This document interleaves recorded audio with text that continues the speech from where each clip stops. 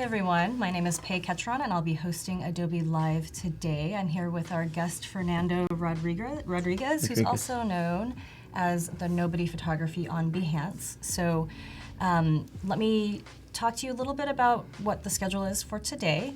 Do we have that information that I can have a look at? So as you know, we already started this morning with the Daily Creative Challenge with Val.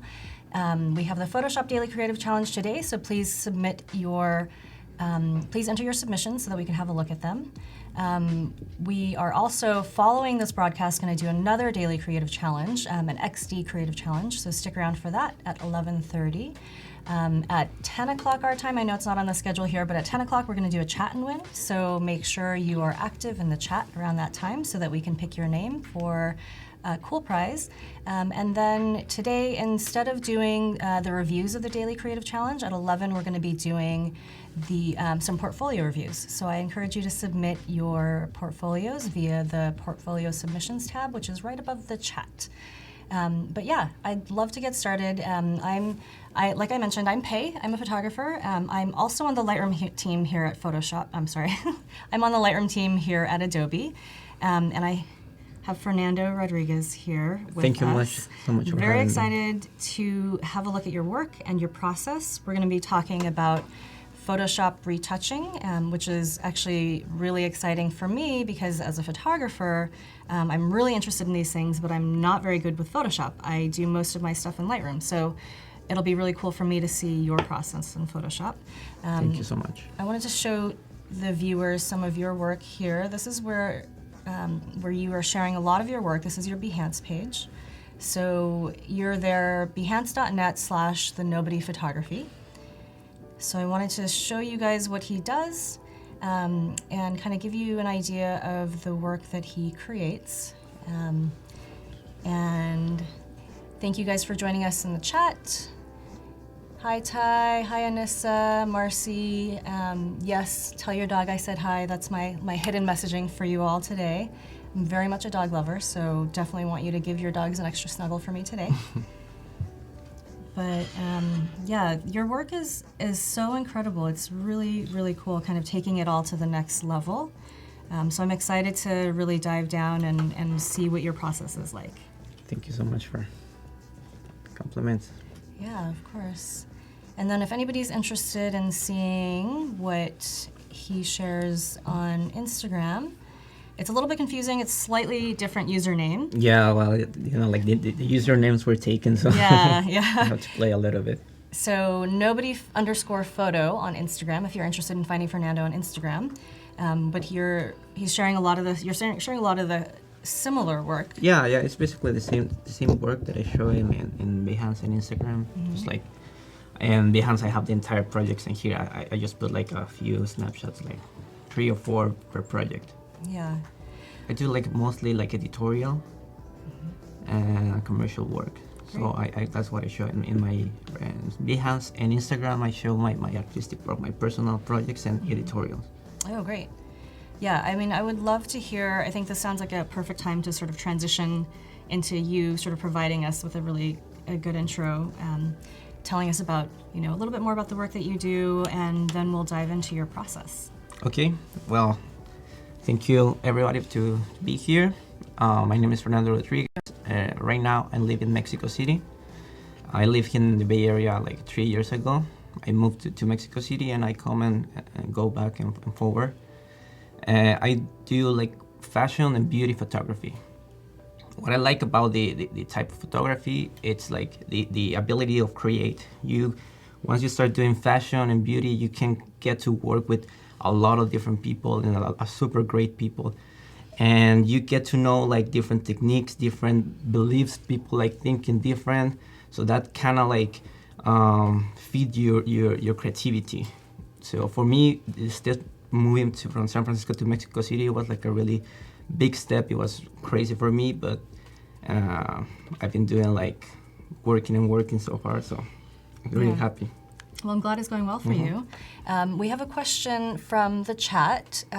Kushai, my eyes aren't that good, I'm sorry, is asking which camera body do you use? I use like a Nikon 7100. Okay. and I use like like different lenses. I have like a 85 millimeters, like 50, 35. That's basically my basic gear is that. Okay. It's nothing special to be honest. Okay. Well, so your clients are hiring you for these either commercial or editorial shoots, and then you're going in, you're doing the shooting. Are you doing typically, do you find yourself doing the art direction as well? Well, depends on the project. Sometimes we have like a art director, like a creative director.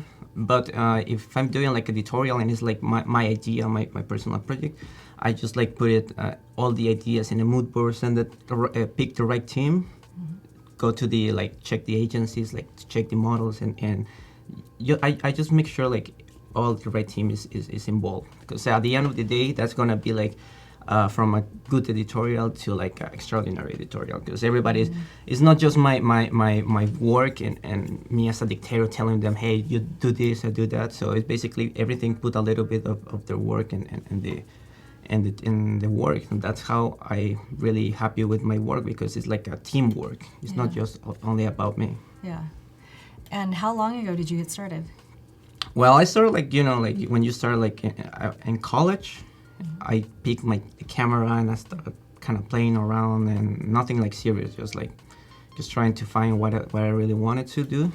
After college, I decided to move to San Francisco, and that's what I started like taking more like the stronger idea that I wanted to do like as a photographer, and like mostly in fashion, because I would like study a little bit, and it was crazy because I literally have nobody around my life that do like an artistic work, just in fashion, like not even thinking. So it was like crazy to me, like why you have like these ideas, why you want to become that kind of photographer. But it was like just taking there, and I don't know, it was just like step by step, and took over my life. And I don't know, it was for me when I started, it was like, as I told you, I didn't know anybody.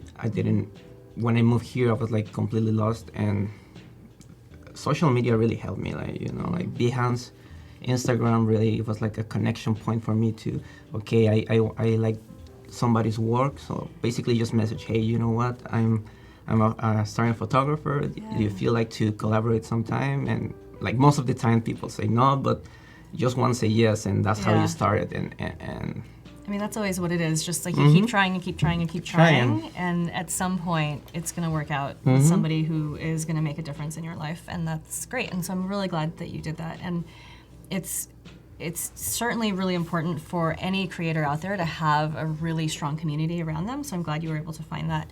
And the other thing I wanted to say is that it's very, I feel like being here as a photographer in San Francisco, it's pretty rare that I find like a very fashion-centric photographer, especially just in this city. So it's interesting that your roots are here, but then you've been able to take that to other cities as well. So yeah, I mean, let's kind of dive into your process, and can you show us what you do and how you do it? Of course. So first of all, it's gonna change depending of the project that I'm doing. If I'm working on the studio, I use like Lightroom. This is like, I'm gonna work this image today. This is like the raw image, like.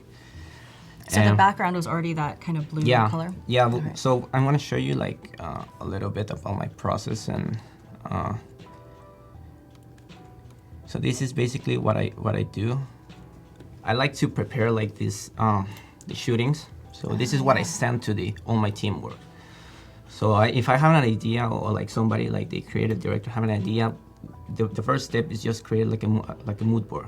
Here you're gonna put your main references, like the makeup style, the hair. Like I do like my color palettes, and this is not like the final color palettes, but it's just like an example of what's the direction we want to do.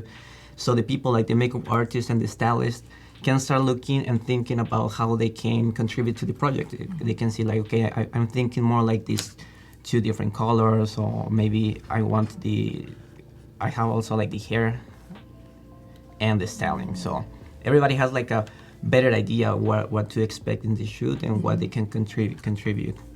So for this one, we already knew like, okay, we want like this background, and we want this color in the makeup and the stylist. So basically we have already done our palette here, like, and like I used to make my palette this website. Also, I use like Adobe Color, but this one is Color Scheme Designer. Color Scheme Designer.com. Oh, that's cool. I've never seen that before. So here you can use like mono, complement, and here you will see like you need to study like a little bit more like the color theory, how like the color complement. So did you study that in school? A little bit, but mostly like for studying like color is just like live around like art and see like nature is like a great color palette, and then you can take a picture of the nature and see like why this color works, and like the nature has like the best color palette. So you look to see like which colors look good together, which ones are complementary, which ones are maybe not great together. Totally. And it's just kind of all around the world around you. Just like see pictures and go to museums and see, okay, well, because like the painters like back then is like, okay, they use like the most amazing color palettes. So it's basically just trying to, focus and trying to understand why they're using those palettes. So basically, I made my palette here in this particular photo. So as we can see. So did you drop those 3 points separately? Well, we have like this, as we can see. Oh, I see. Yeah. We have like the monocolor complement, and if you move like one color, it's gonna gives you exactly which other color you should use. Oh, that's really handy. That's really, really helpful when you're designing like color palettes. Yeah. So, in this one, I use the trial. You can even like, this is my main color. So this is the one that I have in the background because we have like more amount of this color, this kind of mint. And we have, and the makeup, we have like the yellow, and we have like, so basically we have it here. That's what I'm saying. Like if you can prepare your color palette beforehand. Was prepared. Oh, that's really cool. That's great. I mean, when we shoot, I didn't really actually look into this color palette, but basically we have all the elements in the studio. So we have like the background, and we have like this jacket, so everything like basically put it together colors, composition. So the background was like, it was a seamless, that was It was that a color. seamless. The jacket was already pink? Yeah. And the makeup was already that color. It was literally shot that way. Okay, yeah. That's amazing. So this is like raw, so we want to start, what I'm doing in Lightroom is like pretty light work. I just prepare my file, I just do a little bit of adjustment, and I do all the heavy work in Photoshop. Okay, I'm going to pause you for just a second. We have a question from Alexandra who asks if you can also do this on Adobe Color, or if you have to use Color Scheme Designer. Do you know? Yeah, you can use like Adobe Color is pretty cool. Okay, I think like I'm more familiar with the other one, but Adobe Color is fine. It's great. I have in Adobe Color, I have like selected a lot of the palettes that I like, because you can upload your palettes and you can save other one's palettes. So for the future in projects, I can just pick it here and there. Yeah. Oh yeah, and then Val, thank you for chiming in and letting us know that we can use Adobe Color too. Yeah. And we have the link color.adobe.com for those of you who don't know what Adobe Color is and want to play with it. Yes. Thank you guys for continuing to share comments in the chat. We really appreciate it. It's pretty similar, the structure. Yeah, and can you talk a little bit about your setup as well, what you're using to do your edits? Yeah, well, if you start like doing like for retouching for yourself or for somebody else, you will need to have like a tablet for sure. This is gonna save you time, like, I don't know, this is gonna be like 3 or 4 times, and for especially when we start doing skin, you'll see like it's not impossible, but it's really hard to do it with the mouse, like start retouching the pores and all the imperfections. So and basically that is, I use like Lightroom and Photoshop. So Pequeño says, "I love you, Fernando." You're getting some fan comments. I love it. Thank you, Pequeño. Love you too back. So we want to start here. What I first do in all my photos is just include the metadata. The metadata is the information that it's inside of a photo. I'm gonna show you like what I do like really roughly. I already have this one called the nobody. This is for like people in the internet like finding your photo and maybe they want to track you or they want to like ask you permission or they want to buy it. And so all your information can be inside of your photo. Yeah. So inside of Lightroom, what you can do is add your own personal information into the metadata, so that is carried with the photo wherever it goes, so that anytime, if somebody just finds a standalone image not on a website, that metadata should be embedded in the file, and you can customize that and add that within Lightroom. So that's what you're showing us. And you can create presets as well, so you're not having to recreate everything from scratch each time. So I have like here my the body and the copy name. I go to the IPTC copyrights. I put like here in copyright, all rights reserved. This copyright status, copyrighted. Right user terms. I just don't use this image without prior permission. I include my website, and I go to the IPTC creator. This is my name.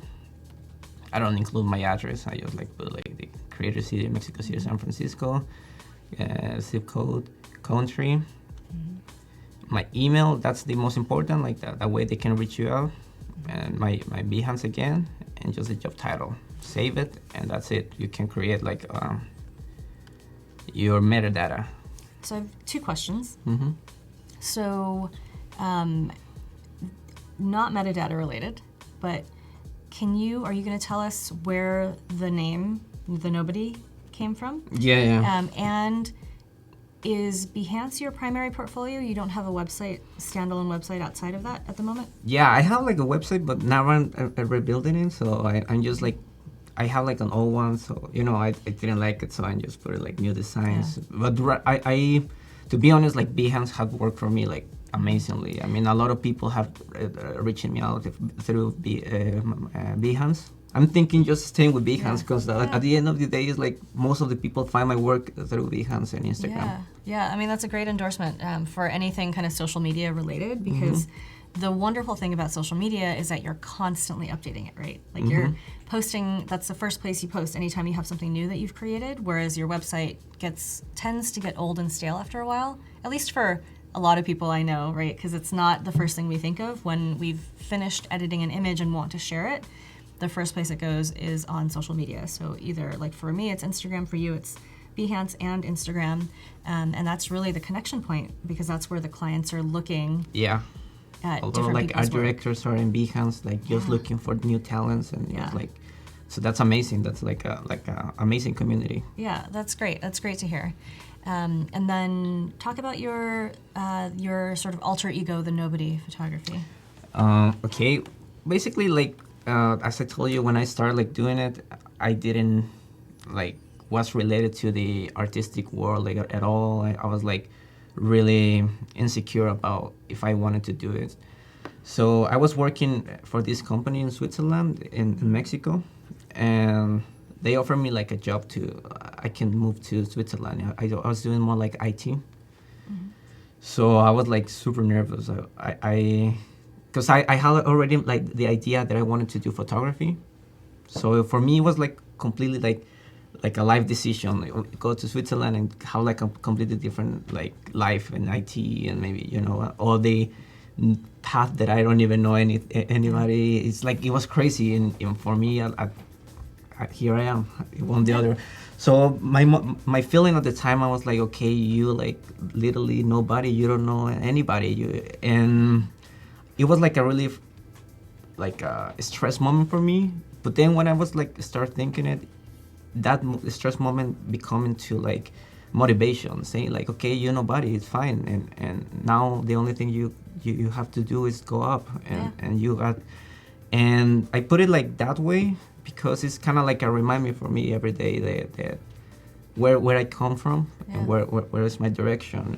And like sometimes when you get like good gigs and maybe your ego start like saying stuff in your head, and for me it's like a good like, okay, put it. It's a way to keep you humble. Exactly. It's just like, okay, remind where you come from. Yeah. So for me that's like that's really cool. it works for me. I like that.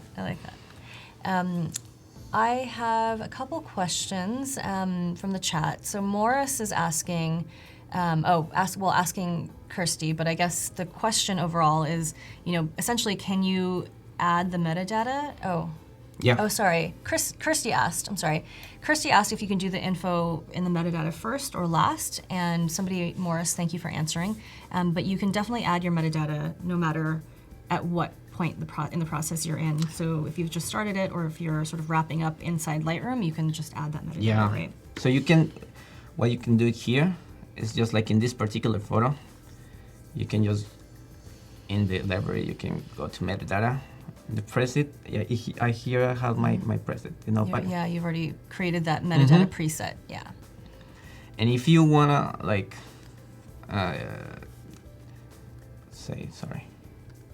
so what I do, I have like my settings when I'm,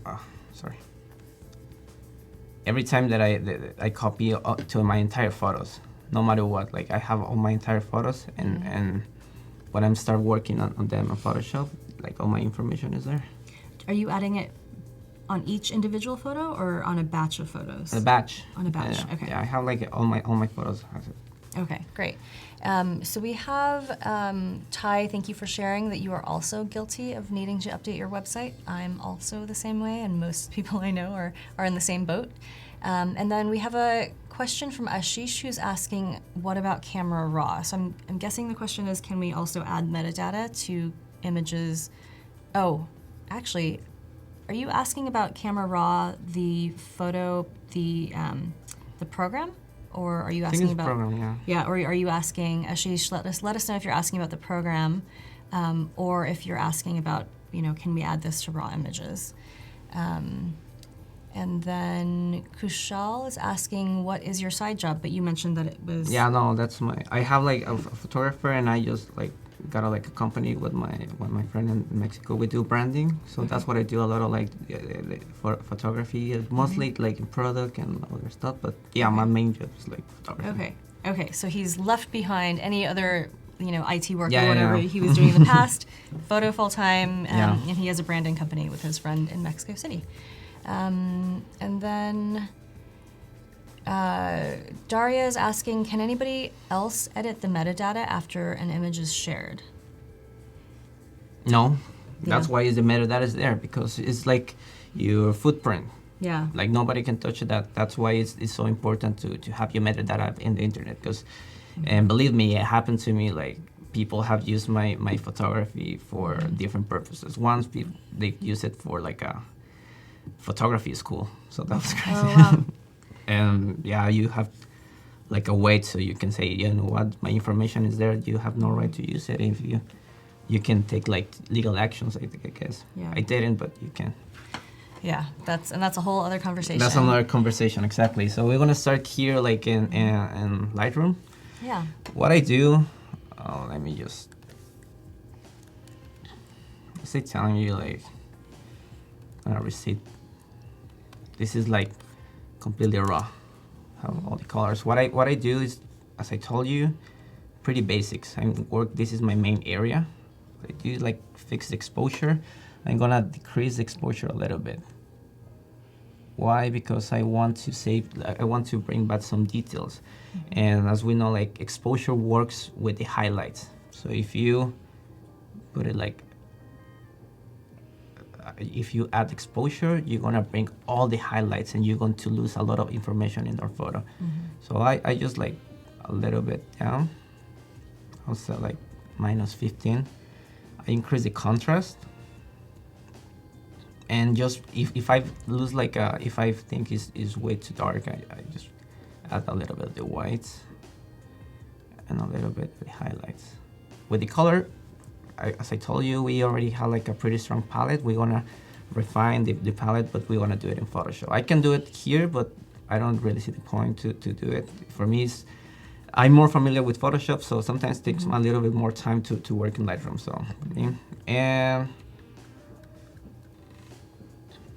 I just do like the vibrance, add a little bit, like 11, and decrease the saturation, like 11. Compensate. So why do you increase vibrance and decrease saturation? I increase vibrance because what it does, vibrance is like compensate the color. So the colors that we have muted, it compensates, and it prevents to the saturation of the skin tones. As you can see, we have in this here we have a lot of like saturation. So what it does, I bring down those saturation and the vibrance in the other areas where we don't have a lot of color. So basically pushes up. Okay, so I think that the way that I often talk about it is vibrance increases saturation of tones that are not skin tones, right? So it kind of preserves skin tone saturation, so it doesn't turn your person really yellow, for example, but it allows you to increase the saturation on specific parts, like the jacket and the background and the makeup and whatnot. Whereas the saturation slider is a global slider, so it makes everything more saturated or desaturated. So if you're curious about the difference between vibrance and saturation, that's what it is. Yeah. So yeah, basically we have this, and we can. This is basically what I do in the Lightroom. It's pretty light. Yeah. Okay. So yeah. what I do is not much, yeah. we're gonna go to the heavy work. So we're gonna put in edit and Adobe Photoshop. So. Hi Eng, hi Munir, thanks for joining us. And the question Ashish did ask was asking about whether or not we could do this metadata using Camera Raw. So do you ever use Camera Raw? No. Yeah, I don't either. So if anybody knows the answer to that, whether or not we can adjust metadata in Camera Raw, I'd love for you to chime in the chat. But it's the same settings. It's like if you know like to use like the settings, it's basically the same in Camera Raw. I've seen it and I've done it sometimes. I don't use it, but yeah. It's the same. A lot of the base structure was kind of carried over into Lightroom. So in terms of settings and sliders and whatnot, it's very similar. I'm just not sure about that metadata piece because I haven't done it before. Yeah. I don't think you can do the metadata in Camera Raw. That's what I need to check again, but no, I don't think so. But great question. That's a great question, actually. So now we have our image in Photoshop. Yeah. So what I'm gonna do is just like give like a general status, what we have, what we want to fix, because to start retouching, we need to have like a plan. It's not like you wanna start like moving things, and now we know we have like a palette, so now we know like the color direction we want to follow. But now we need to fix like different mistakes.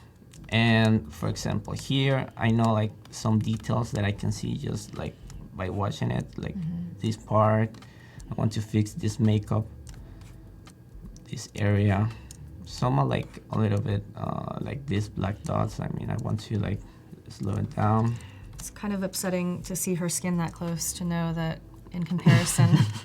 The thing like when you're doing these shoots, it's really important you as a photographer, so you'll be able to choose the right model. You need to check with the agency, and there's like beauty models, when their life is taking care of the skin. So for you, at the end of the day, you're the one who's gonna be sitting here and do all the heavy retouch. So here she has like a really good skin. Yeah. And also like, of course, like the makeup artist makes like everything easier. Yeah, that's very true. I think we're gonna have to pause because it's almost 10 a.m. and that means we gotta do the chat and win. So thank you guys for continuing to say hi in the comments. And we'll kind of get back to some of the questions that you have after the chat and win. But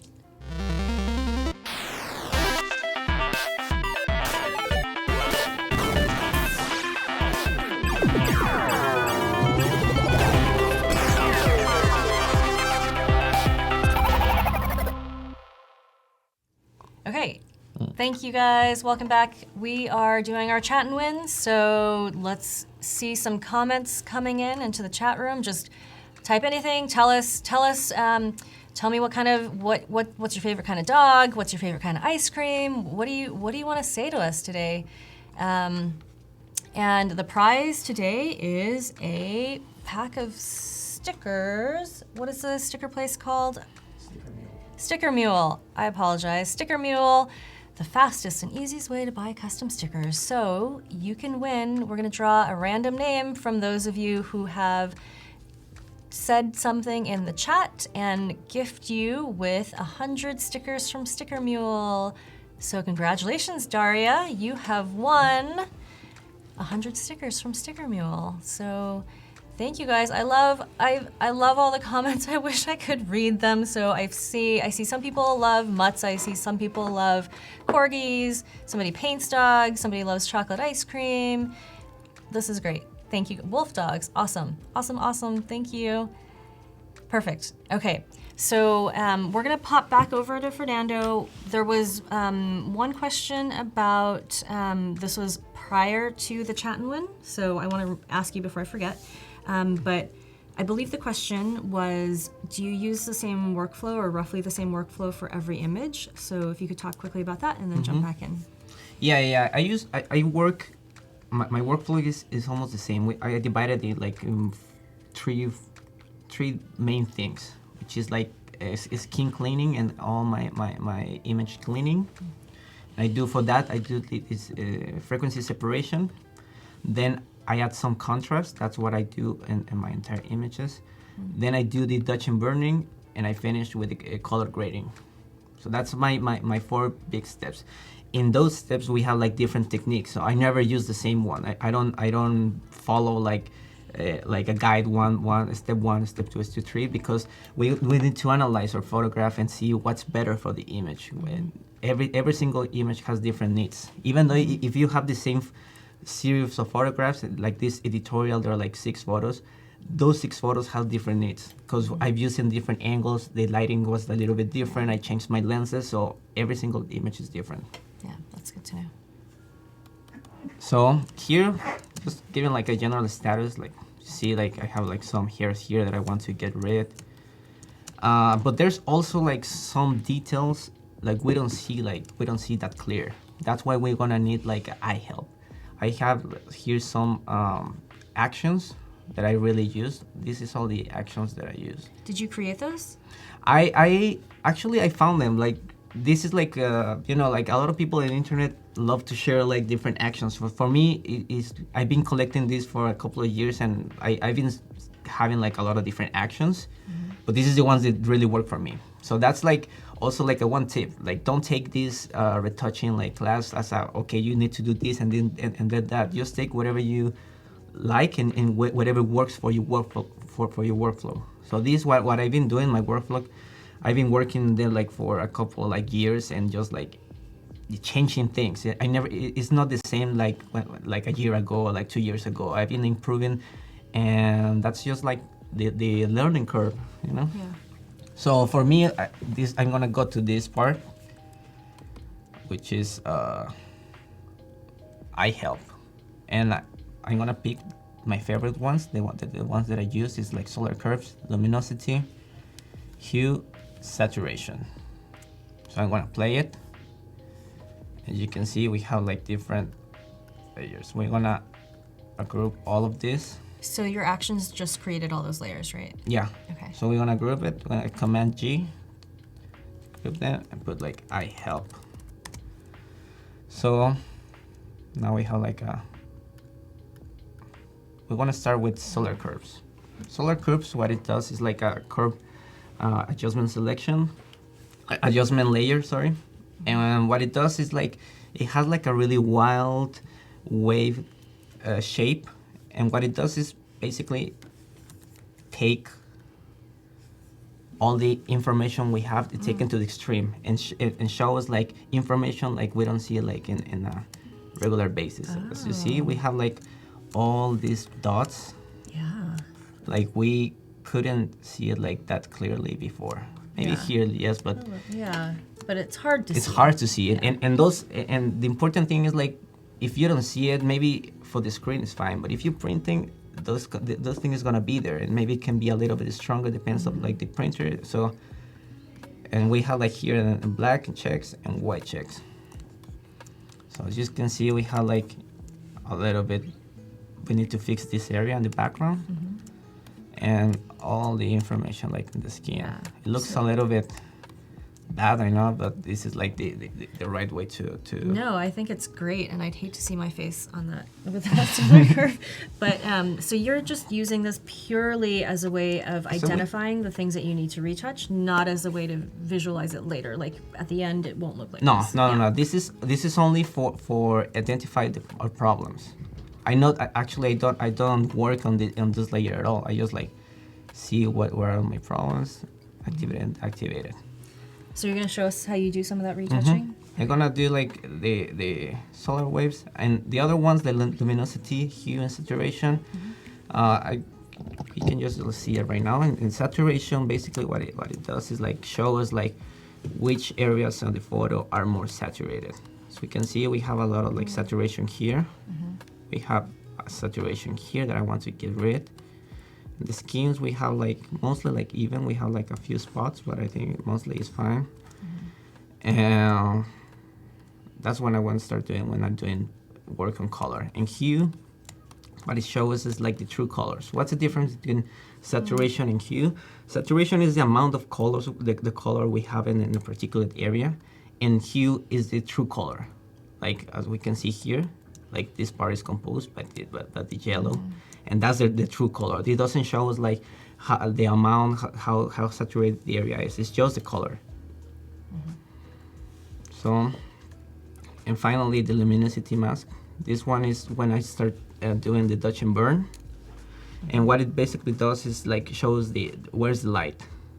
No color. When you're doing like a touch and color, you don't want to get distracted with color. You need to focus on the light.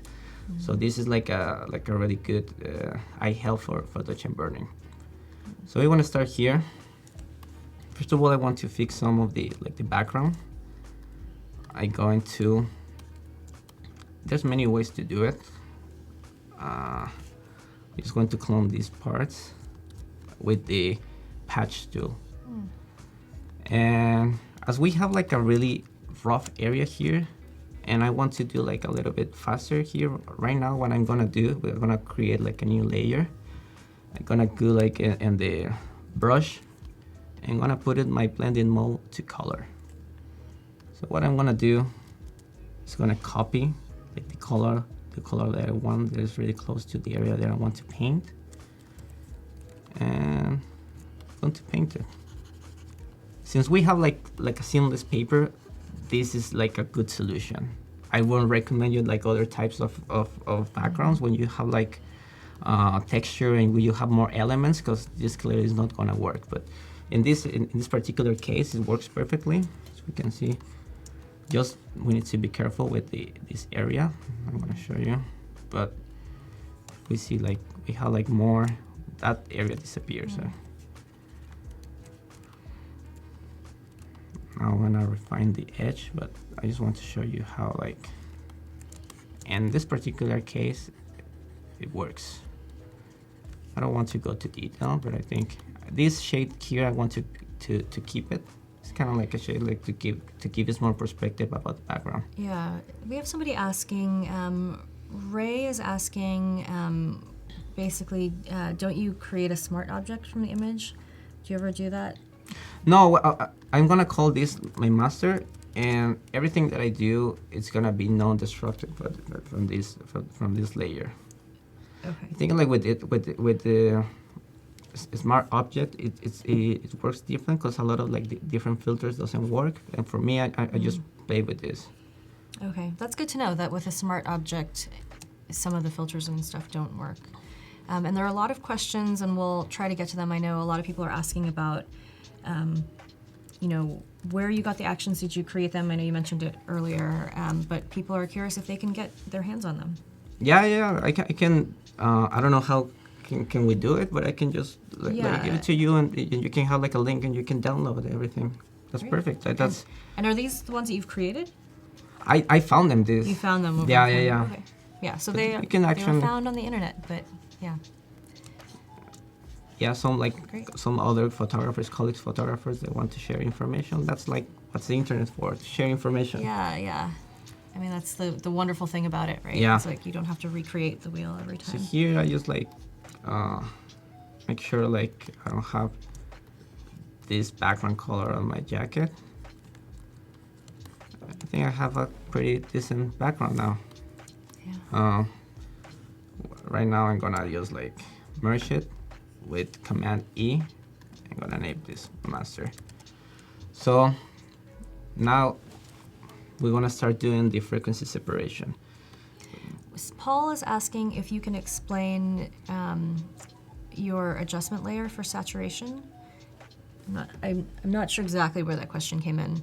I think maybe the last thing that you were doing with the edges. What were you adjusting there? I was just refining because like when I painted the background, some of the color could go to the It like bled over? blurred over into the Okay. jacket. So basically I was just cleaning this part, the edge.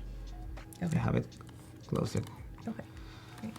So now we're gonna start like doing the heavy work, and I just want to.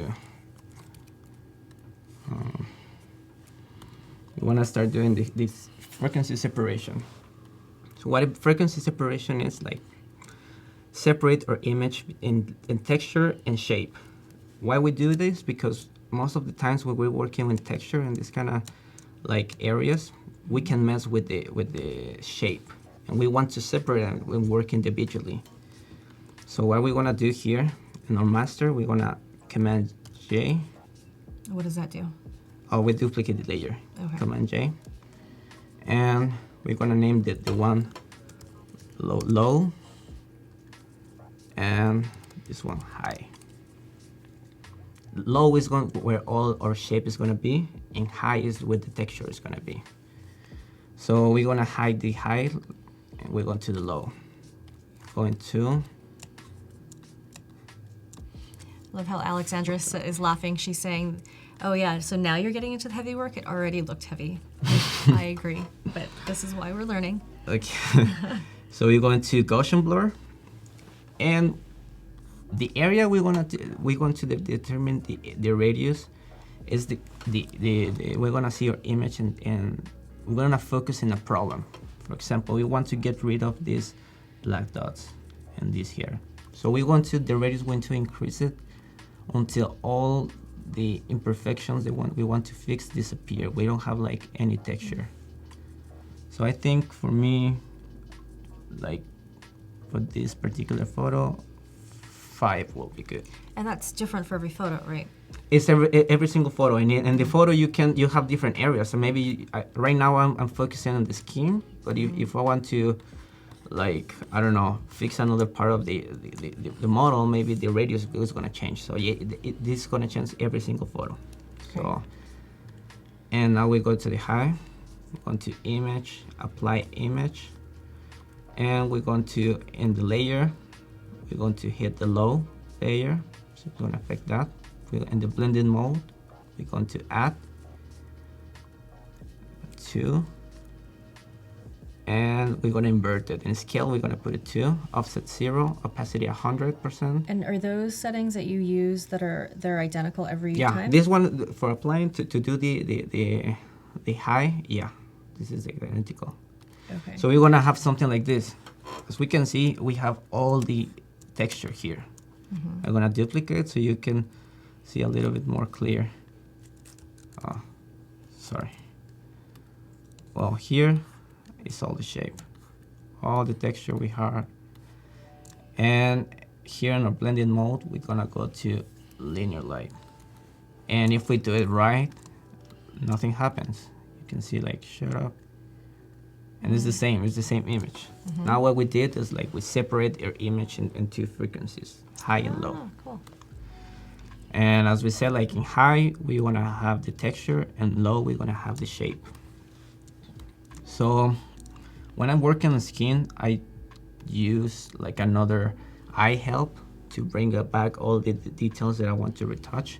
So we're going to make like a black and white layer, and all the reds, we're going to bring it down, and yellows too. This is basically where all the skin tones live. That's gonna depend also like the photo. Sometimes if you play with like a cool image, maybe you're gonna have to bring down the blues. But this one is the yellows and reds. So you can see we have like a lot of different areas we can work. So we want to start working on the high layer. What I want to do, we're going to do my clone stamp, and we're going to play it to fix.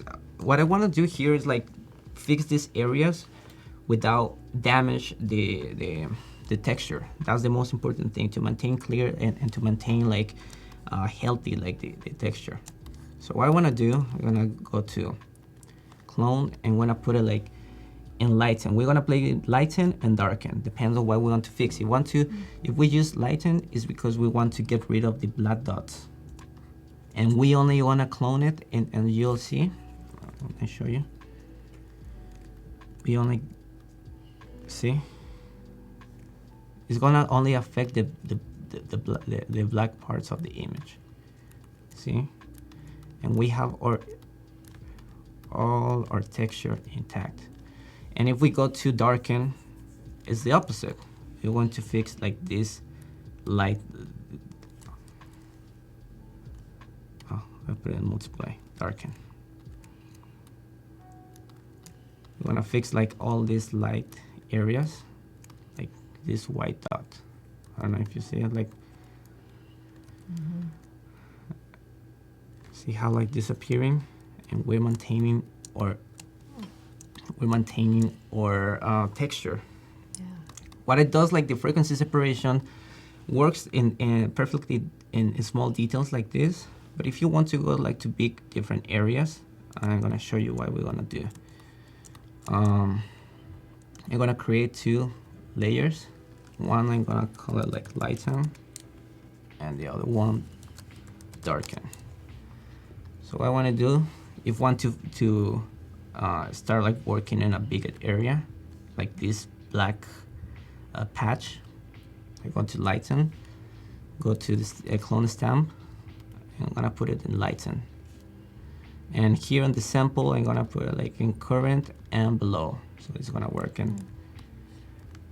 And we wanna start like fixing this area. But right now, I just want to show you like this how it works, darken. But I want to start doing like the heavy work with the pimples. But so I like to have like all these like 4 layers in case when I'm doing the retouch, I start like with the details, and then when I go to the bigger details, I start with the lighten and darken, which is basically the same. We can do it here, or we can do it in light and Dutch and burn, which is basically playing with light. We're gonna fix mistakes with light. So we can see here we have like light and shadows. But yeah, we want to, and also we're gonna do the same thing with these particular areas. You see, we have texture here, we have information on our high layer. So that's what we want to do. I want to start lighten, and just our brush, just like make sure here. Let's go to window, brush settings, discard this and transfer. Just make sure like you don't put like pen pressure. What you want here is consistency. When you're retouching the skin, you need to have like a consistent brush. You don't need to have like a pen pressure, because that's gonna change every single time that you like retouching like a point, and you're gonna have inconsistency on your skin, and that's the least that we want. So, this happened. Just be careful when you're doing it, because I changed the sample and put like current and below. So just make sure when you're working on the height or low, just put it like in current layer. So if you can see, we want to start like getting rid of this. Also, a good trick when you're using your tablet, because you're gonna need it. You need different size of your brush. So it's like a really pain just to go here and change the size. So what we're gonna do, it's with Control and Option, and just in your right, you pen, go to the right or to the left to increase or decrease the size of the brush. So when you're working like this, you need to adjust like really quickly.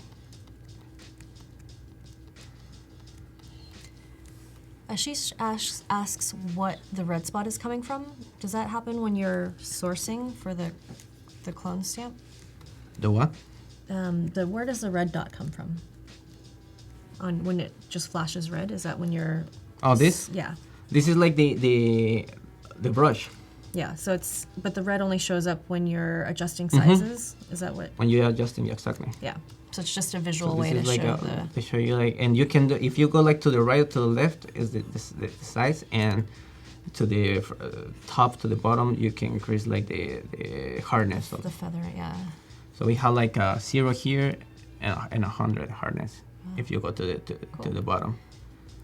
So what I do is like go like a 50%, and the size I was telling you like is gonna change. And also when you're retouching the skin, you start like need to develop your eyes to kind of how to read the skin. You know, where the lines going, where the pores are going, so you can do like in a more natural way. Mm-hmm. I find that when I've done skin retouching, that there's always a level deeper that I can go. You know, like you can just get more and more nitpicky about it. How do you decide when you stop? It depends of the image, because sometimes and if you go in super detail, that's like a very good question, because sometimes you start working, and then you realize you overdone the image, and no, it doesn't look natural. It doesn't like.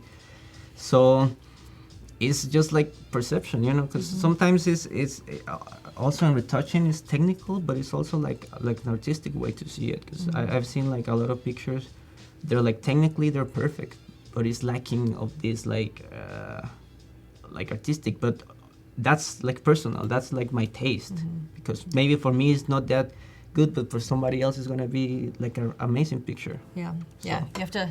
So you have to develop your language. Time, yeah. You have to develop your language. You have to develop your identity. But yeah, the idea here is like just to go natural. So we're gonna see here all these dots. As you can see, we're gonna get rid of this, and I just want to show you like this at the bigger picture. What I'm doing here, I already work on the skin, because this is gonna take forever. If we're gonna do it like from the beginning to the end, it's gonna take forever. But as we can see, like we're getting rid of these black dots. And now if we don't, and now we're gonna do the same thing with the bright points, with the white dots that we don't want to.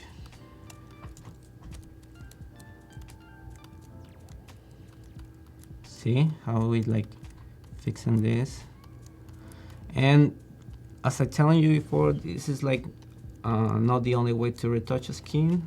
This is the one that works for this particular image. Sometimes you don't even have to do the frequency separation. People just do it like with the healing the healing brush. And you can start doing this. Depends on the image. This one works this. So. And your eye is just trained well enough that you know in advance which method you should be using? Well, it's just a matter of trying, like see what's going on, because we have like texture. See, we have like all this area. I want to try to fix it. Darken. I want to start cleaning.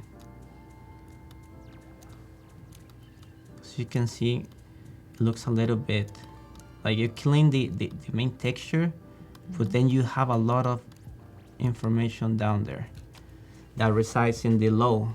So we have like this information in high and low. So for this one, the normal frequency separation is not going to work as fine. So I'm gonna try to get rid of all the texture, and I'm gonna show you what I'm gonna do. But see when I'm retouching this particular area, it doesn't quite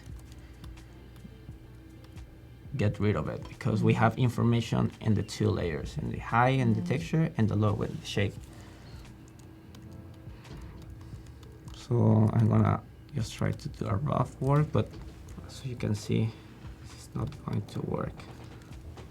What I'm gonna do, we're going to do like the layer we have here and darken, put a sample current and below, make a little bit, fix the shape of the brush.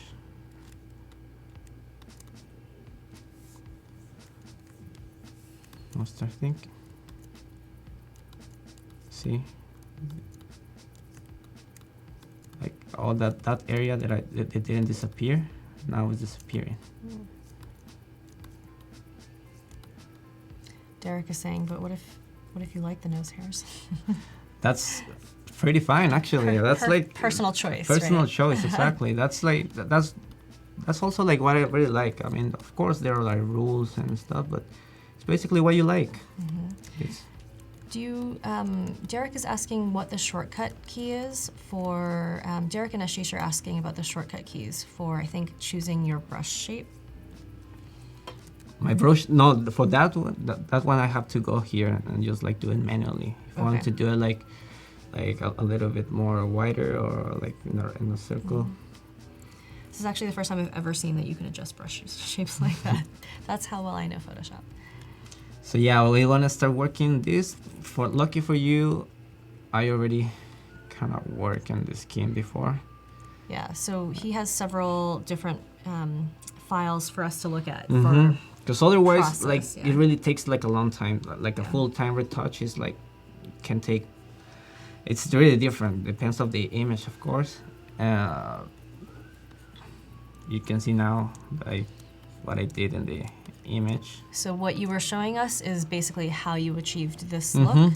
Okay. What the technique that I use, I use for the skin in this particular area, and some of here. Just to clean up the makeup. To clean, yeah. Let me show you. So this is kind of like before and after.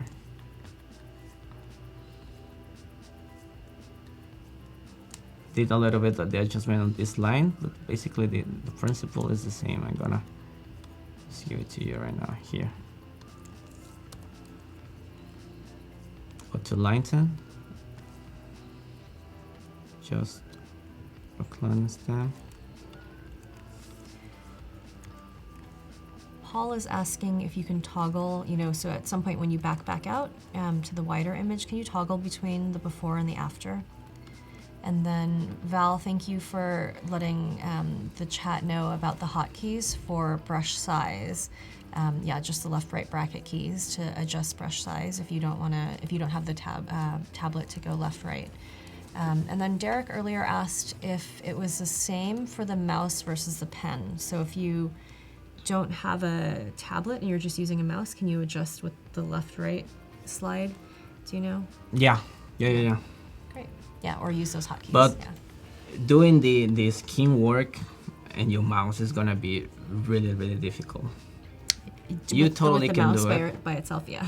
It's gonna take a long time, and actually, like, this is like a good investment. This is not like an expensive tablet. They're really cheap, and you'll see how like your workflow is gonna change like dramatically.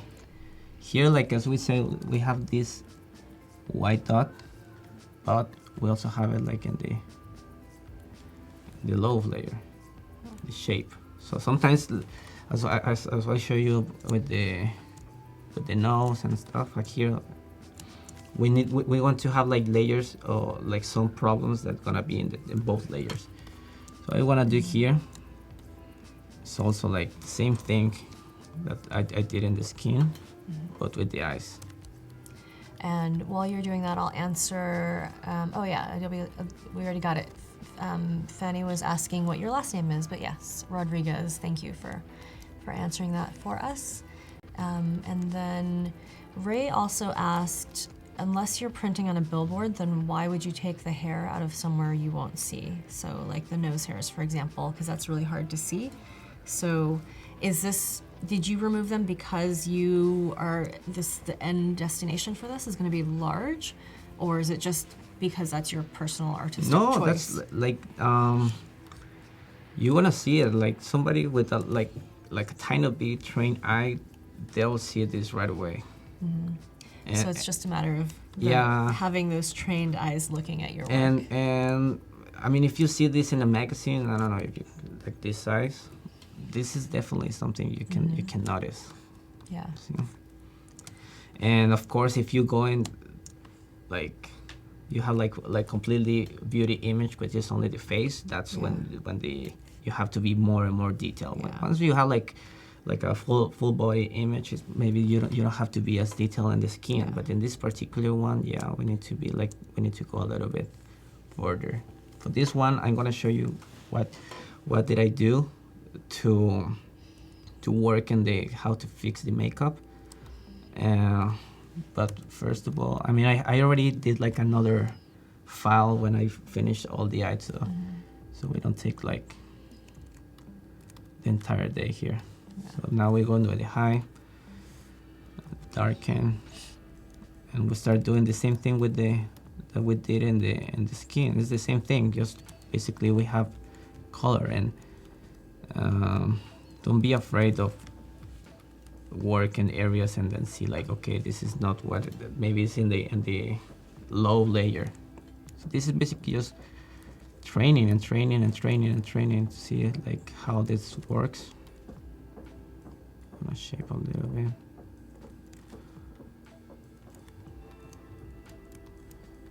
So you can see, well, you get the rough idea of what I'm doing on the skin. Is just like that, going dot by dot.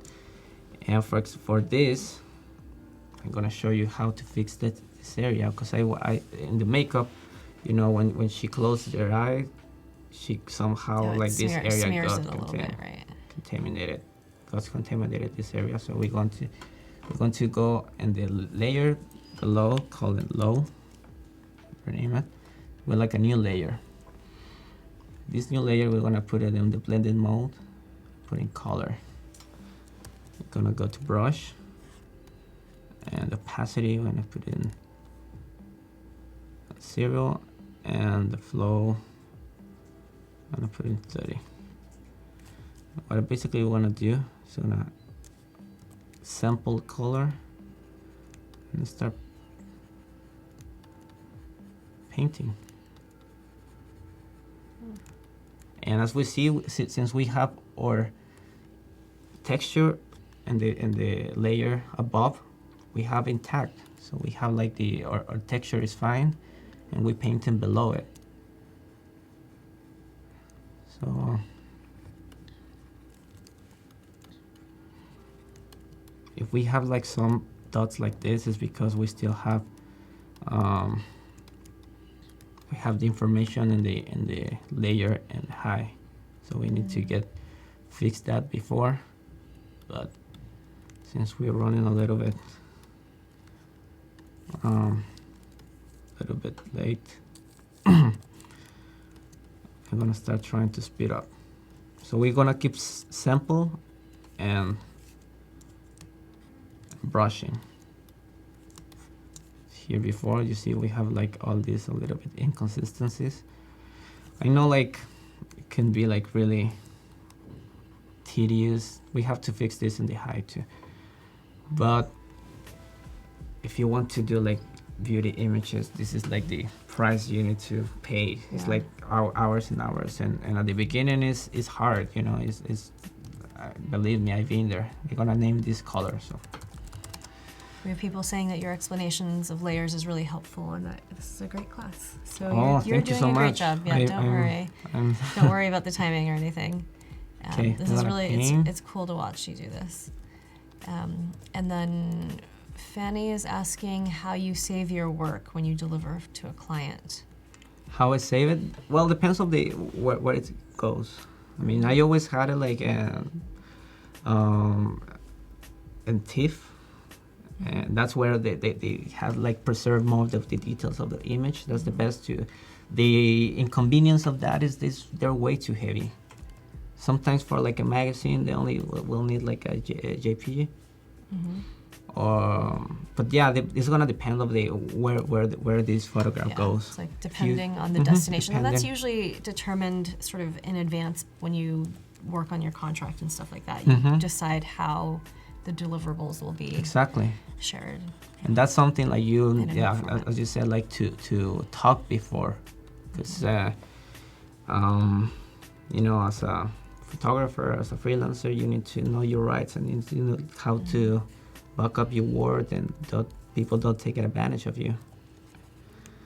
And well, as you can see, we're gonna paint it.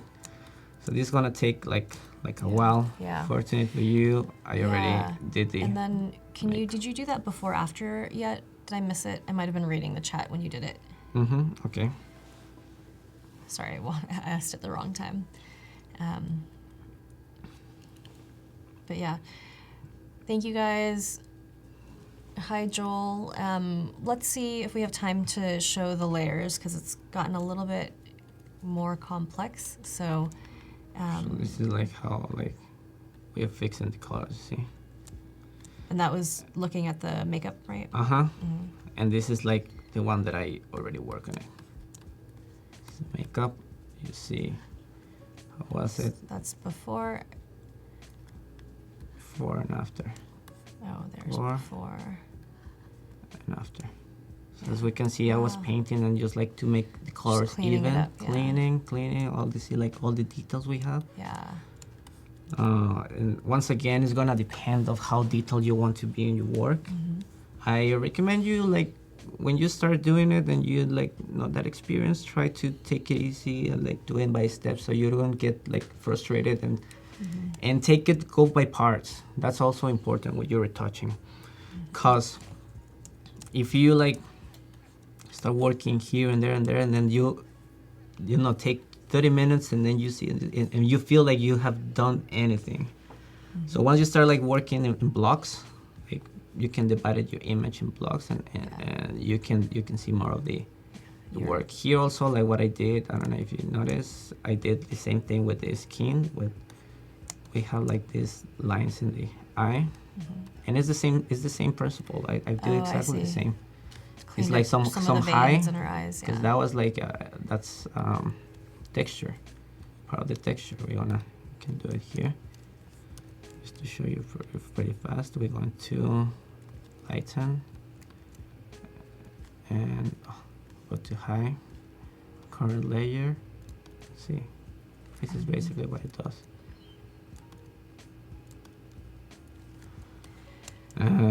Paul is asking if you can quickly name the blending mode on each layer.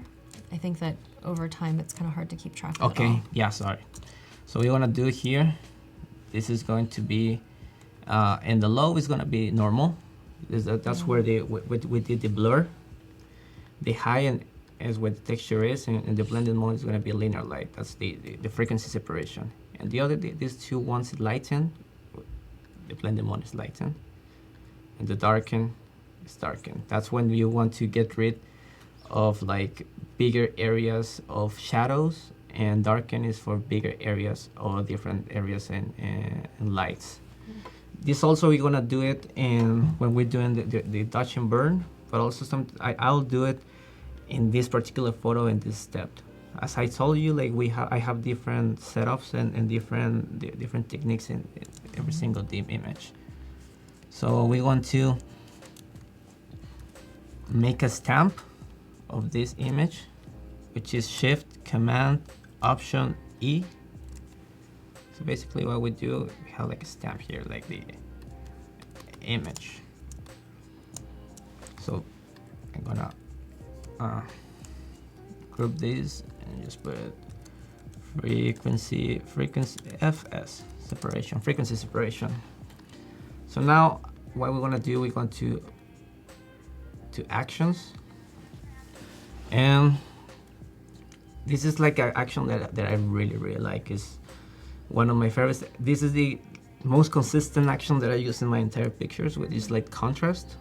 I'm going to like send it to you through like Behance. I don't know how we want to do it, but yeah, we'll figure everything it out. will be available for you guys. And we're gonna play. This is gonna be like this. Gonna separate our image in shadows, midtones and highlights. So basically what we're gonna have here is like a group max layer, and as we can see, it's way too much in the highlights. The nice thing, we're gonna put the eye help above, and we're gonna erase the black and white. That was only for checking the skin. Right now here is way too much, the highlights.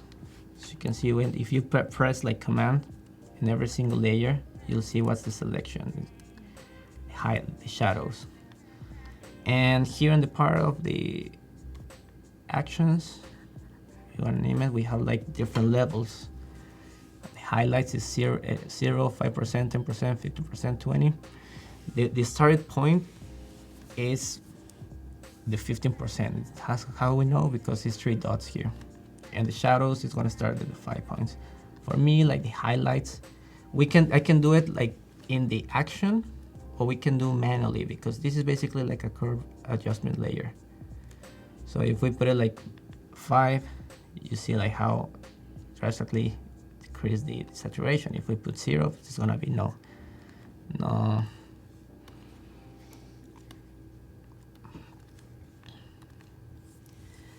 Paul is asking, and I know this question came right before you applied this action. Was there a blend mode for color from the previous set of layers? Do you remember?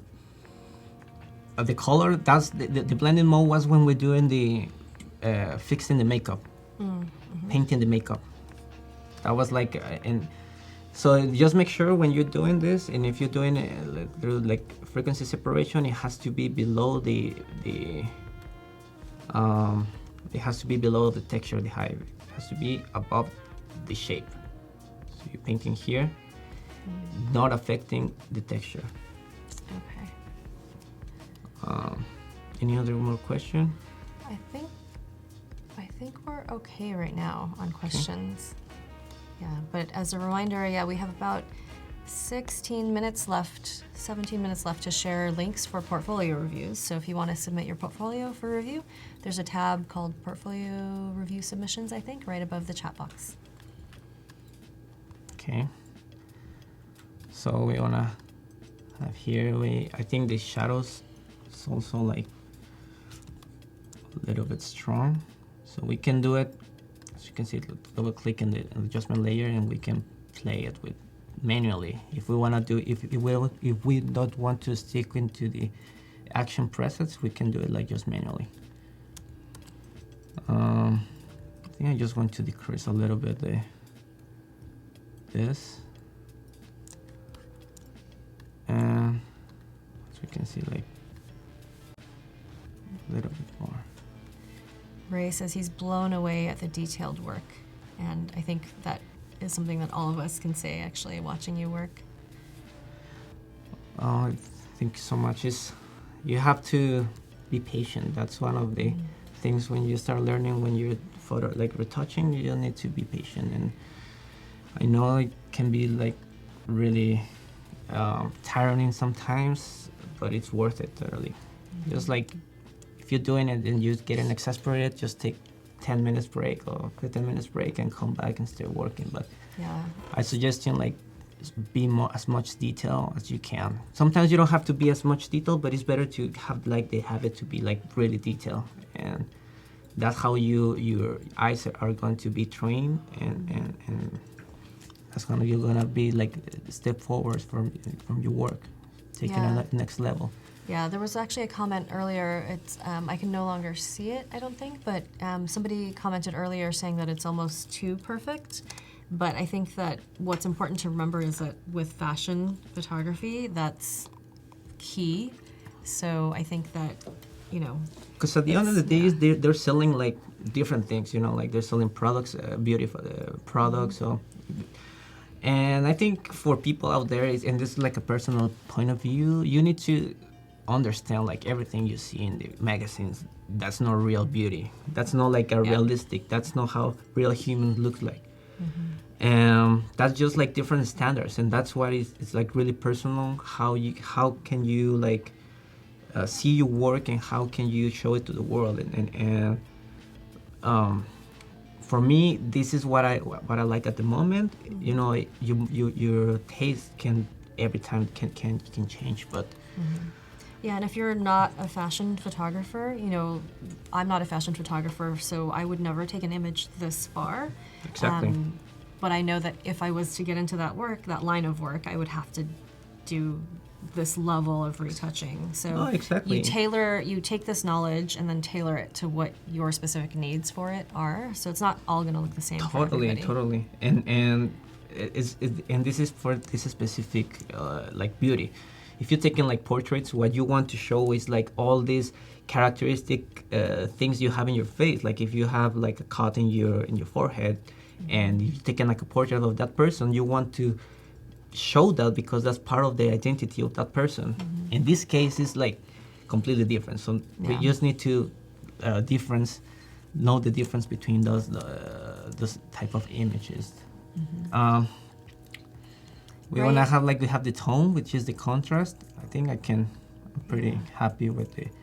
So Ray asks if you save your work frequently. yeah, I haven't done it here, but because I have like you've few already done it in different, I haven't advance, did it before, but yeah, that's something that you don't want to mess around when you're working for 1 or 2 hours in the skin, and then something happened and all your work is gone. But now even though it shuts completely shuts down, Photoshop, it happens to me, has the quality to recover the files and just pretty much save it a little bit what you have done. So basically you don't miss the entire work. But yeah, that's a good way to see it. Just I think save it regularly. we've all had a bad experience with Photoshop crashing or Totally. any program crashing, right? When we're not expecting it. So definitely recommend save your work all the time. And I want to show you here before I forget. When you at the very beginning, when we did the metadata, and when you're working on Photoshop, you will see the copyright symbol here. I don't know if it's. Oh, the thing is doesn't. Yeah. Well, but it's just anyway. on the tab, right? It's on the tab. So that's how you make sure you have your copyright in your photo. So I like this. I want to sharp our image, and that's how we're gonna do the high pass. What the high pass does, we're gonna duplicate our layer with Command J, and go to Filter, Other, High Pass. What high pass is gonna do, basically sharpness is in a photograph, it's like a visual illusion. It's not like you adding more quality, but what it's doing is this filter is detecting the edges of our image and just adding contrast. That's what sharpening is, contrast in the edge. So as we can see, if we go to 0 radius, we don't have any sharpness, and as we going to add in more big radius, have more contrast, and we can see this ugly color. But yeah, basically, as I said, is just contrast. What I do normally, I just take it 2%, and we can see all here in the preview side, how all the image, all the texture, and all the. So just make sure everything is fine. Michael asks, who taught you your techniques? Well, it's I took a few courses with some photographers. I saw a lot of different tutorials on the internet. That's what I kind of build my workflow. So I have knowledge from here and there. So some things I've been learning just practicing and just to showing okay, this is what I like, and this is what I don't like. So I've been building from here and there. Internet is, you have all the information in the world there. So if you can have the patience to look and the patience to try, because not everything you'll see is gonna work for you. So you need to learn like, okay, this is not work for me, it's fine, or maybe it works for that photographer, or maybe it works for that person, but it's not for me. So we have like we're gonna put here sharpen with the high pass. This is like, because sometimes when a lot of people sharpen, do it with the sharpen. But what it does here is like brings all the good and bad details, and for me I've been learning like high pass is more powerful and more like focus in the areas that I want to bring. Okay, I just did it, but I don't want to sharp the entire image. I just want to sharp my subject. So what I want to do, I want to separate the background from the model. In this particular image, we can do it like a really easy way. And tomorrow I'm gonna show you like the other way, which is like refine edges. It's also like, it's simple, but it's takes a little bit more time. In this particular image, I'm going to do with my master layer. I'm going to select color range, and I'm gonna select the background. And as you can see, we have like it's a seamless paper, so we have like a pretty consistent color. So it's really, the selection is pretty easy. So we're gonna click OK. But we have some details that is not part of the background, as the eyebrows, as the makeup, and some part here and there. So what we're gonna do, we're gonna do like a layer mask, and we're going to invert it with Command I. Remember, like black hides, white reveals. So now we have like the background is hidden and the subject is showing. And with Option and clicking the mask, it's gonna show you only the selection we have. So we can see we have like a pretty decent selection, because we have the hairs, we have a lot of details, but as you can see, we have some details that are not like part of the selection, so we need to clear this. What we can do is just simply go to brush, put it like in the white, and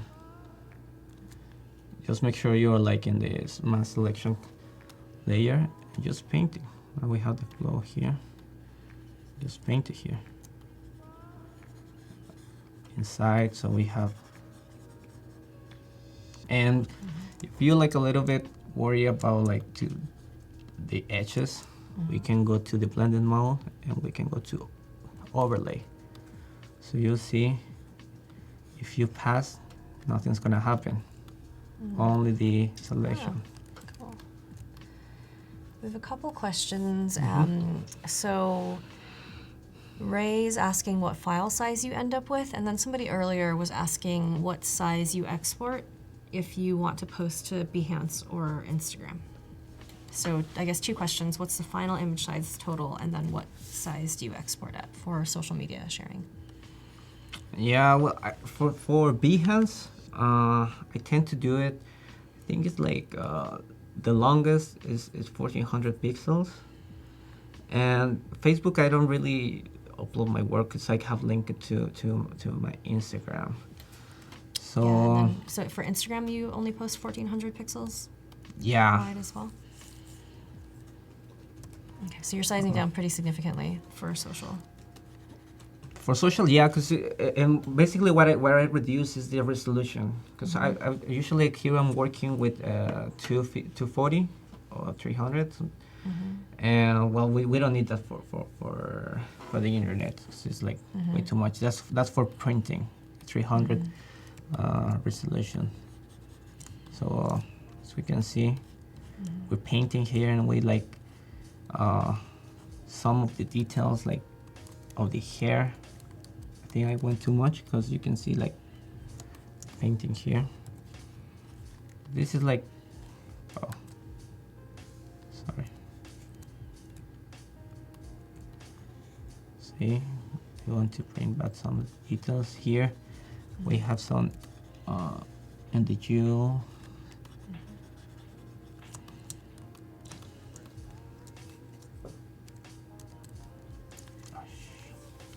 Lena, thank you for letting your dog know I said hi. Sergio was asking what your first lighting setup was. So I'm assuming maybe just for this image. For this image, I use like a beauty dish. That's if you feel like starting shooting beauty images, I'll suggest you like to get like a beauty dish. They're like the main one. And I just use only one light and one reflector. If I want to get rid of some shadows like in the neck, because basically I'm shooting from here to above the model, and if I feel like there's too many like shadows, strong shadows that I want to get rid, I just like do the reflector below and just try to kill the shadows. But that's gonna be once again depend of the shooting, because sometimes I really like shadows in their face, and I think they make like a really nice contrast. We have a question about how often, on average, you spend on each photo for fashion magazine stuff. That's a good question. That's usually it is like if it's beauty, sorry, can take like 2 hours, 3 hours, 4 hours. I've been working at images for, I don't know, like 10 hours, like obviously not like consecutively, but yeah, 10 hours. And like a fashion is like a little bit, it's easier. It can take like 1 hour or a little bit less, a little bit more. But yeah, the thing like with beauty is you have to be way more detailed. So now I think we have very good selection. You can see here how all this, see, just make sure like paint everything. So this is like a really quick way to mask our subject. See, we don't want to leave everything behind. Ray is asking if you work on a laptop or an iMac. An iMac. For me, the bigger screen, the better, because you can see. And now, as like sometimes you're like this going on. Yeah. So when you have like a big screen, you have the ability to move around. And another trick, I don't know if you know, when you like do R, so you can flip your image. So if you have like some areas that you want to work and you don't want to turn your head, you can just turn the image and you like this. Oh, that's a handy trick. And for this, if you want to escape, you'll go to ESC, and the image will be back in the normality. That's a good trick. Sometimes when you're editing images, that's a good way to flip it. So I think pretty much done. I'm gonna select my mask, and as we can see, we have like a very nice selection. With this image, I'm gonna save this selection. I'm going to select, save selection, and I'm gonna name it model. So every time that I want to use that selection, if I want to take this to the trash and I want to get that selection, we want to load selection, and in channel, we're gonna go to model. We want to also have it here in channels. See, here's our selection is saved if you want to pick it up. So that's good. So we have to wrap up and move on to portfolio reviews, but is there any like final word you want to say about this before we? I think, yeah, it's fine for now. We can just continue like later or tomorrow. Okay, great. Thank you guys so much for the comments.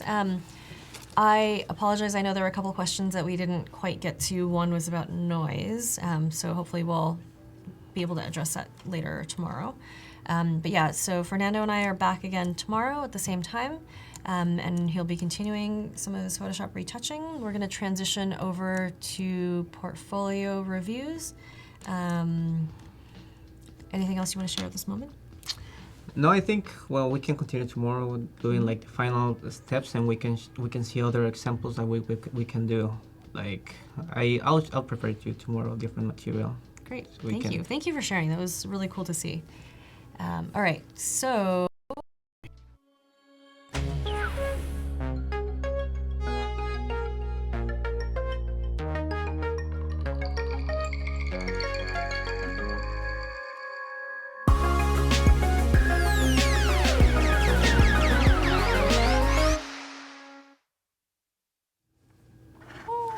Hi. All right. Ooh, okay. We are gonna do portfolio reviews. So thank you for your submissions. We have chosen 2 folks whose work we're gonna review. First is Olivia O'Leary. So I have her work pulled up here on Behance and designed by Olive. Yeah. I want to take this. You can leave it on the whole time if you want. I want to take it back home. Yeah, right. So we're gonna look at Olivia's work. I'm gonna do just like an overview here, and we can click into some.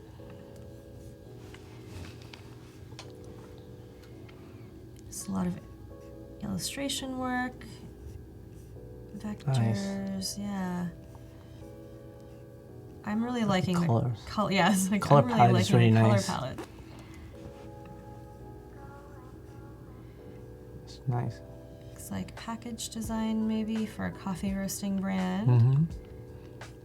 It's a nice kind of shadow work there. Like the patterns are cool. Mm-hmm. Nice. I see some different color variations. I'm assuming this illustration is all hand drawn. Oops. Some business card options.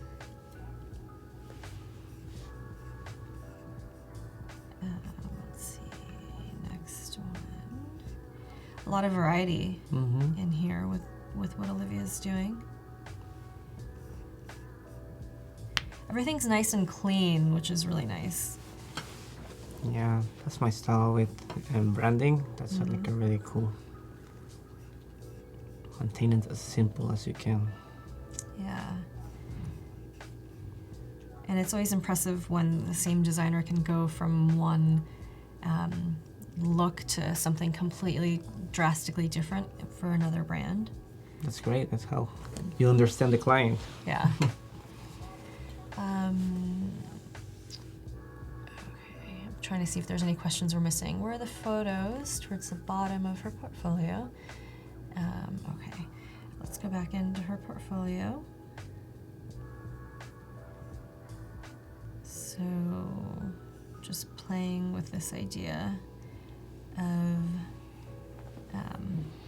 girls who've received this compliment, you're not like other girls.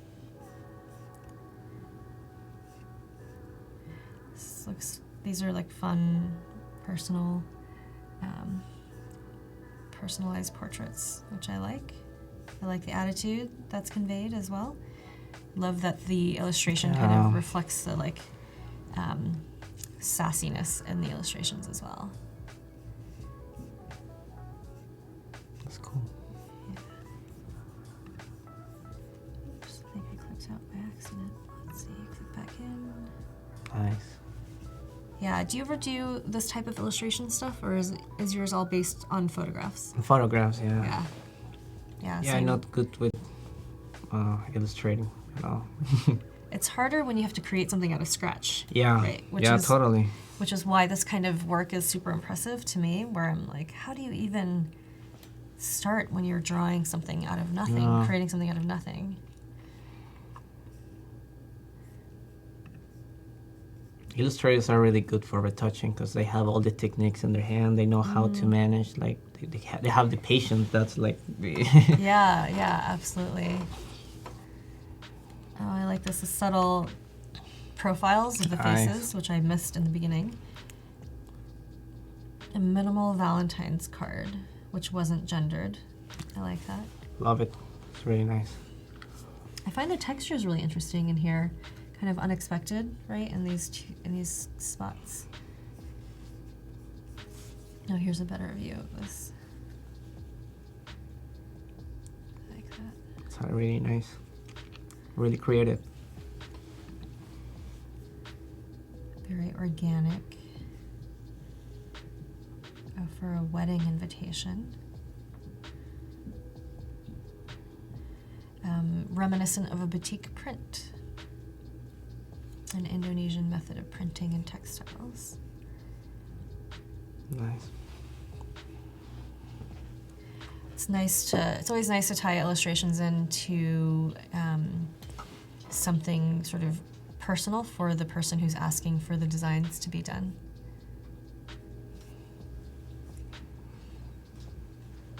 Here are the mock-ups of the illustrations.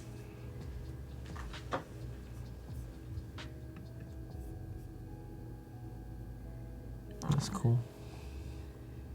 Okay, so here are some images, but I'm not sure if we are, we're looking, maybe these are the inspirational images or the mood board that we're looking at. And so Olivia's tasks was to design the logo, at least to start with. So here are some options. Nice. It's always so cool to see the process for me, to kind of see sort of something like this, like what are the images, or what are the mood board shots to kind of pull these things together? Like, where did you start pulling your ideas from? Getting some feedback from the client on these options, and then ending up here maybe.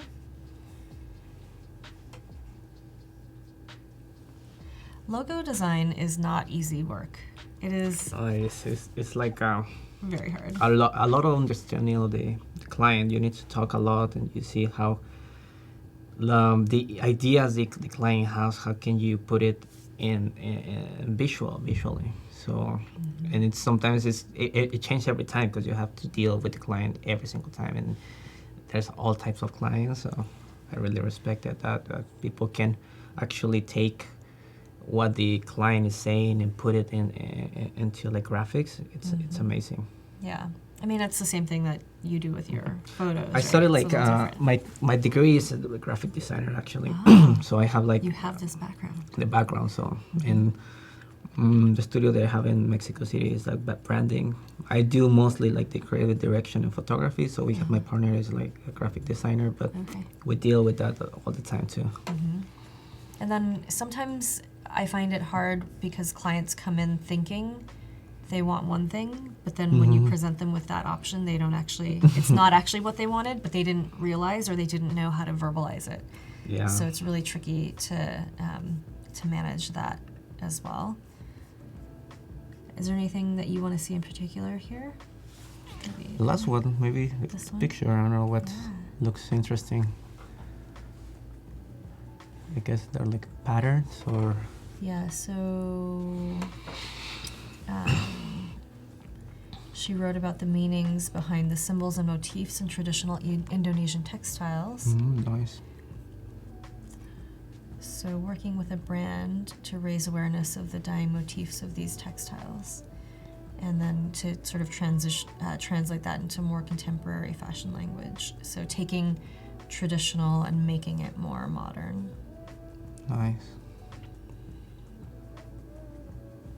It's like a lot of variety in what Olivia's offering, but really beautiful patterns.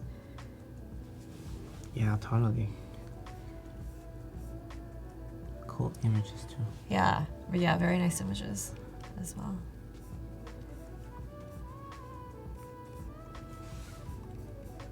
That looks really Mexican. I find there's often overlap in sort of different cultural traditions and patterns and stuff like that. Totally. That's really nice. Yeah. I love that jewelry also. All right. Perfect. So yeah, I mean, super clean, really thoughtful and original, and with some really wonderful color palettes.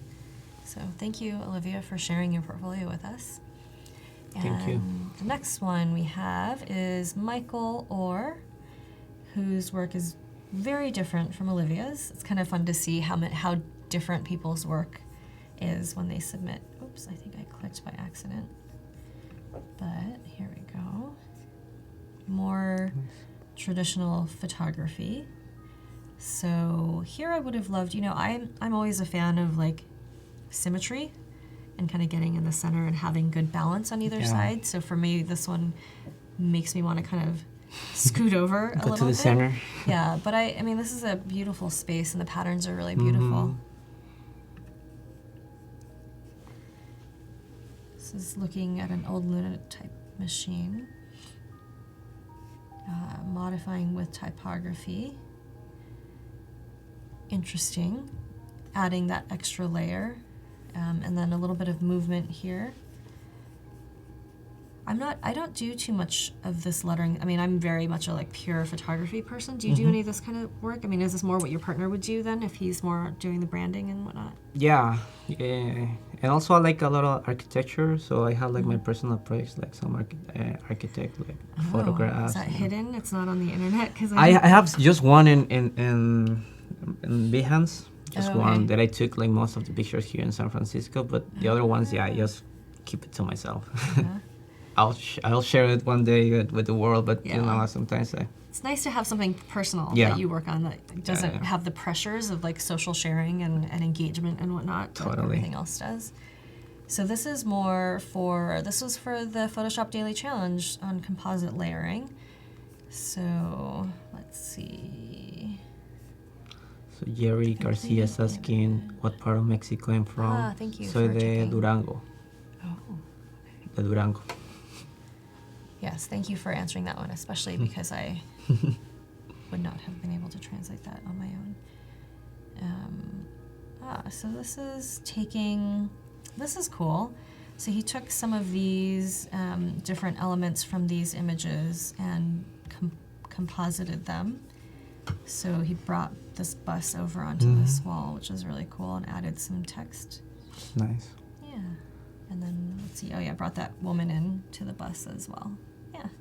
Just looks like another passenger right there. Where's that museum? In Belgium? Belgium? Oh, Yeah. Another, Photoshop Daily Challenge. Oh, it's cool to see the submissions that you've made, Michael.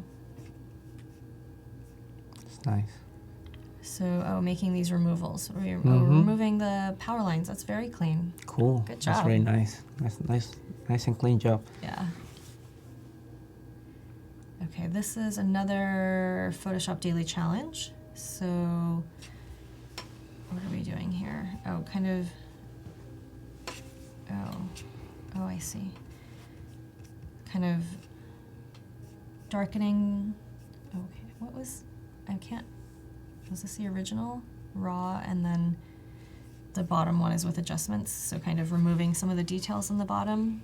Maybe, I think just darkening a little bit. I might be mistaken. It might be that you did the reverse and brightened it for the top image. And then, let's see what happened here. I think this was a straightening task. Yeah, these were with Terry White, I think, just a few weeks ago, if I recall. And Not a lot of texture. No, I'm just watching. Yeah. So retouching, this is the untouched version. And then, so this is something you can speak to, actually, because it was skin retouching, right? Yeah. So this is a before. This is the after. It's a little zoomed in as well. A little bit of, tonal changes and whatnot. Yeah, it looks, I think you only need to be a little bit careful on the part of the hair, with the skin merged with the hair, so like make right a little bit more natural. I like it. I think you can also work a little bit more in the saturation.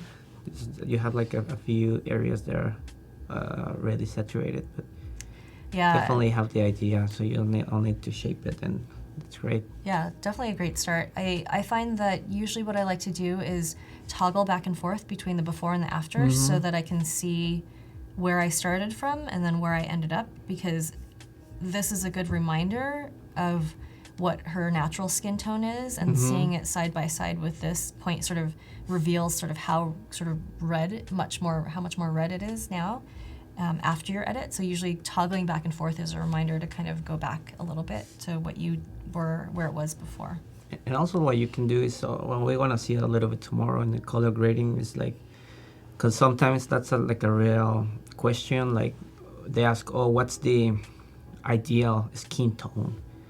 And it's basically what the colors in the image, they're gonna show you what's the ideal color. If you have like a lot of blues behind, and then you have reds, you maybe need like a complementary color to fit that. So maybe just like study a little bit more of the color theory, and that's basically the color wheel that we saw. That's gonna show you like which color you should use for the skin. So in this color you have blue in the back. You have some details like red and the background. I don't know exactly what it is. So maybe just give like a complementary color to the skin tone. Yeah, you know, I find that I've spoken to a number of photographers whose final edits I really, really love, and the common thing among every one of them is that they've spent time studying color theory and learning the color wheel and learning about all of that, which is something that, you know, as somebody who's never gone to school for art or photography, is something that I find that I haven't just learned on my own. Yeah. So that's something that you specifically have to go after and think about and teach yourself. Yeah, I think our brains are calibrated to identify like what is pleasant, the colors, what are pleasant for you, and I think there's a lot of people who haven't gone to the art school, but they just like can see beauty, and that's it. Yeah. That's what I'm telling you. Like people That's amazing. from like remote areas, they have like a pretty strong idea what's the beauty and how they use the colors. I really love in Mexico how you go to like indigenous areas and how they mix the colors is quite amazing. It's like without any studies, they know which color to put and everything like to use. So it's not like particular to go to a school. I think it's just life. Life is Yeah, gonna it's not tell book you. studying, it's learning through other channels. Right? Sensibilize yourself to the world. Yeah. So, cropped inwards and masked. That place is amazing. Oh, I see. Yeah, so on this In one, it looks Belgium. like this is original. So, wait, you've been here? Have you been here? I think that's in Belgium, I guess. It's like Is this the one that looks like an atom with like Uh-huh. different? They have like, it's- yeah. Yeah. Okay. It's like I a haven't museum. seen it in person. It looks really cool though. It's amazing. Yeah, it's really cool. Yeah. So it looks like you cropped inwards and you cloned out some of that dust spot and kind of desaturated it a little bit, at least the background. See, like, can you go below? Yeah. Like with the solar lights, you can see like these kind of details, like above the. This piece right Yeah. here. Yeah. That's like that's when the sensor is a little bit dirty in the camera. Yeah. So Yeah. there's also like a good way when you're using the solar lights, you can see how clean your sensor is. Because if you start seeing a lot of different dots, it's like, okay, it's time to clean it. Yeah, and so you're referring to that first action you showed us. It has like the solar lights, so it kind of like solarizes the image and really teases out those fine details. I would say this one to me it kind of stands out. I mean, I don't know if that was an intentional choice, but it looks a little noisy in the background. So I'm not sure if if Michael, you were intending to add grain there, but to me it stands out also because it's so different from the foreground. So, and I'm not sure if that's just like a byproduct of the crop in or what, but just be careful that you don't go overboard with things like grain and whatnot. And Fred says Atomium is in Brussels. Cool. One day I'll make it there. And let's see what else there is. Is there any one more that you want to click on here? I like to do the shades. Yeah. That's very fashiony of you. Let's see. It's also when people take like product photography and fashion, it's like really amazing how they treat the lights and how they make super smooth. Like, it's amazing. So I'm not sure what happened up here, but we have this image here. If you have anything, what stands out to you about this image? Well, I like the shades. I like the details of lighting. It's nice. Really like it. So it looks like he shot this in his studio. It's interesting to me because maybe they don't have lenses in them, but it looks like I mean, it looks like they don't have lenses in them, right? There's no reflection at all on the where the glass would be, which almost feels odd to me. Like I want a little bit of that. And then it's missing the other part. the other arm, or I'm not sure what the technical term is. Just a little bit working the compose the image, but just give a little bit more presence in the where the letters are, London and Tom Davies. Tom Davies. It's kind of hard to see. You can make like people actually see what it says, and I think it's like a nice detail to add. Yeah, I mean, product photography is extremely, extremely difficult. So it's probably one of the hardest things that I've ever tried doing in a studio, even more difficult than shooting models and whatnot, because you have to be so conscientious of every single aspect of it, like where the reflections are and whether or not you can read the text on the products and whatnot. And you can really just be like Fernando with his editing, just like painstakingly detailed about it all. So, you know, keep working at it. I think this is a great first try, but always more to be learned, right? Yeah, totally.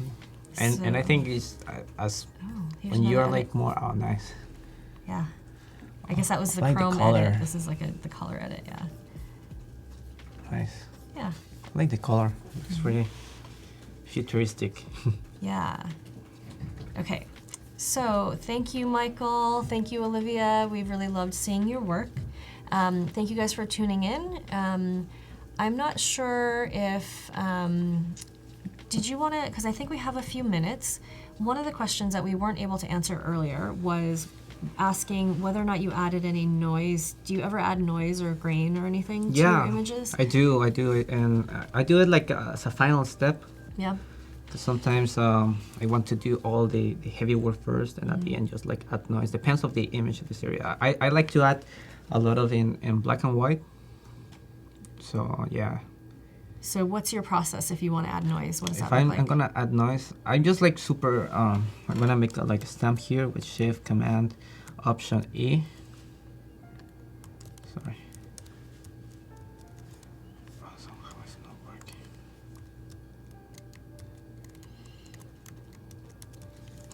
I don't know what happened with this. Oh, there you go. And as you can see, like with add noise, and I just make sure like monochromatic. Also, like it also depends. So you can don't use the monochromatic. I've seen pictures where they do like the noise with this, and it looks pretty cool. But in this particular case, I'll like just monochromatic, and the amount I just tend to keep it like really low, maybe like 3, 4.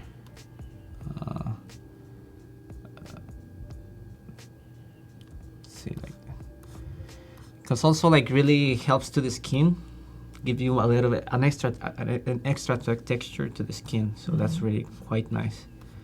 And that's it. It's really great, easy, and maybe you don't see that much here. And then you save out. You save a PSD. See the PSD. Okay, and then perfect. I think that actually is a really great stopping point because we're basically at time. And again, we will be back tomorrow. Fernando and I will be back tomorrow talking a little bit more about Photoshop. He'll have some more demo stuff for us, and stay tuned because up next is the XD Daily Challenge. So thank you guys for tuning in. Thank you.